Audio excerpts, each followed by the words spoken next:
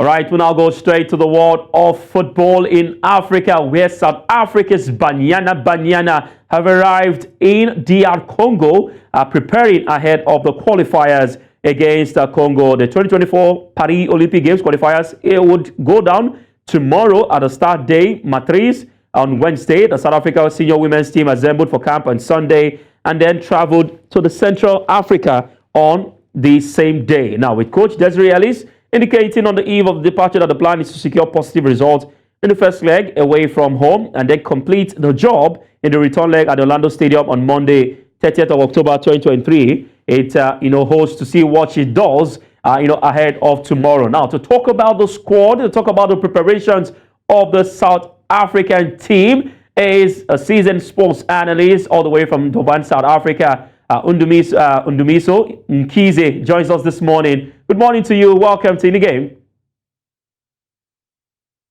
Good morning, Favour. I am pleased to be here today. All right. How's things going over there? I hope you're good. We are good, and we cannot wait for tomorrow. All right. Now, looking at tomorrow's game, Banyana Banyana already in DR Congo preparing. Tomorrow is the D-Day, where, of course, they take on DR Congo to kickstart and go ahead, of course, for their quest to qualify to the next year's Olympics. I mean, how prepared is South Africa towards taking DR Congo? Obviously, when you go away and play such games, there's a lot of things that you need to be aware of, and we've got shortcomings. I'm sure you are aware that our squad is not complete. There's a lot of key players that are missing, some due to injuries, some due to domestic issues, some due to exams and so forth. So they have to be prepared. They have to be ready for it, and it's here. There's no other way. And they have landed safely, and they are now getting rest, and they're recovering because tomorrow it's a big one. All right, Refilo Jane is absent. You just mentioned players that'll be absent. Refilo Jane is absent. Matalio is also absent. Key players in the team have been ruled out of tomorrow's game. Do you think the team still has enough in terms of the quality to get the desired result against Congo? I mean, we are the World Cup quarterfinalists, if I can put it that way, and there's a lot of hope. And we've got key players such as Janine Van Veek that came through for us because, to be honest with you, when you look at the players that are missing, you can tell that our defense was in a bit of a trouble. So when you look at the players that come through, you look at our strikers, you look at the names that are there, you can tell that there's a hope. It's just that amongst other things that are challenging with this trip in particular, in my observation, is that obviously the weather conditions that side, it is a bit warmer than what they used to, but nonetheless, they will have to soldier on. And also maybe the playground as well. I heard that they're playing in a turf, which is quite different from what they used to, but they might as well adjust, because I think I heard Colossa Piana earlier on saying that they are used to play in grounds or in pitches that are just not in a perfect condition, but nonetheless they always make it work. All right, let's look at the legendary Janine Van Veek. I mean, she was called into the squad before now. She was going to retire, but it looks like she's going to have the feel of tomorrow's game. Now, coming into that team, knowing fully well that she's not been consistent in the last few months, how much of inspiration will she bring into the squad, knowing fully well that first, yes, she's a legend. Number two, she's not had enough game time, towards tomorrow's game. Obviously, it plays a huge role for one to prepare for such tournament. And you know what? Her being the legend that she is, and she has a lot of experience, if I can put it that way. She's one of the goddess in our footballing. And so I'm sure she's going to try by all means to pull herself together, because this is whereby I can say she's playing a send-off match in a way. So one wants to live on a high note always. So obviously it's not going to be easy. It's going to be a bit tough considering all the circumstances that are here. But then again, they will have to face it head on and then continue to play and excel.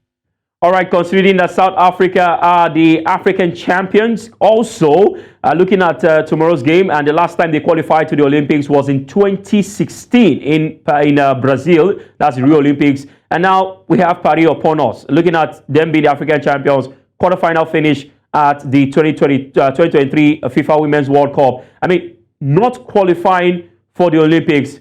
How much of a blow will it be to the South African football, knowing fully well that other teams are also coming up in women's football at the moment, and with what happened at the COSAFA Women's Cup, not a good outing, of course, for South Africa women. Obviously, they will have to clinch this one to clear the slate, because they did not make it last time, and obviously they will have to make it up for the shortcomings that they faced last time. And it's not an excuse to say they don't have key players, because football is a teamwork. So if you look at the direction they are taking in the last couple of games that they've played, you can tell that they're actually coming together and they're pulling themselves together. And maybe we can try and shift the focus and look at the brighter side. Our goalkeeping department is very good. We're standing very well there with Dlamini as well as Swart. So I'm sure they will try and focus on areas whereby we are very strong, to try by all means to win this, because obviously it's for one to qualify on this one, it will actually show that they have changed, or they have seen all the shortcomings that they've faced before. So it's a do or die kind of a thing. All right, now let's look at the goalkeeping department. At the World Cup, we had issues with a lot of South Africans calling for Dlamini to be in goal, but of course the coach chose to go with Swart. Now for the qualifiers, do you think, or which of the goalkeepers do you think should start for South Africa, Dlamini or Swart? Obviously, when they train, they follow a certain procedure that they train, and they get a coach get to select whoever that met the requirements at that time. So I might maybe go with the public opinion, whereby everyone think Dlamini is the perfect to start with, because she's popular and all of that. And also, I must say, Swart did perform. She had her downfalls, but she had her highlights as well during World Cup, because that's when everyone started to compare her. So I don't think it's a fair thing to compare players in that sense. But then we know that we have faith in Coach Desiree Ellis, and we know she's going to do the right thing. She will select whoever is fit enough to start the game, and if there's a need for her to substitute, then that will be done.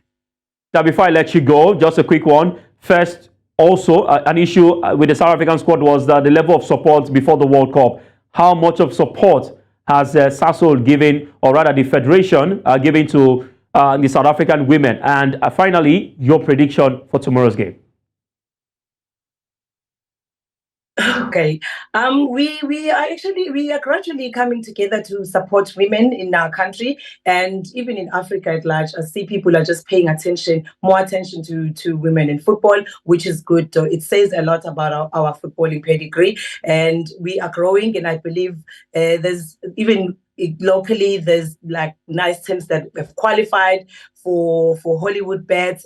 For example, that's just an example, that the local team that has been here for so long has now qualified for a better league. So which means they will gain more exposure. And when it comes to predicting, I think it's going to be a draw. To be honest with you, and if we do win this one, we will maybe win by a very low score margin. Sorry. Right, all right. Thank you very much, Nondumiso Mkhize, for your time. And by this time tomorrow, maybe in the afternoon, in the evening, we can say, of course, South Africa have gotten the desired result. Or would it be an upset? We don't know, but only time will tell. Thank you very much for your time. We appreciate you, and we wish your team the best of luck ahead tomorrow. Thank you.